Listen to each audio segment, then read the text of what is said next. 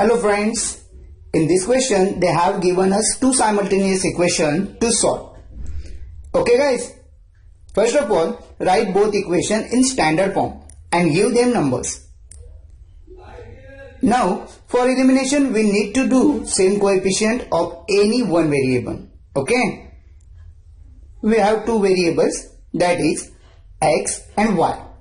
By observation we came to know that after multiplying by 3 to equation 1, we will get same coefficient of variable x.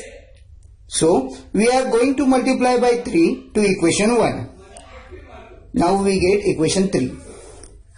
Because of having same sign to variable x, we need to subtract equation 2 from equation 3.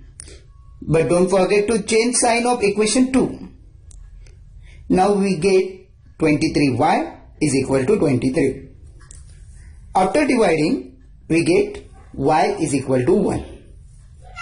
Now substitute the value of y in any equation from equation 1, equation 2 or equation 3, whichever is easy. Okay, substitute y is equal to 1 in bracket. Now multiply it. We get x plus 7 is equal to 10. Whenever we shift any value from left to right or vice versa, that time we need to change the sign of it.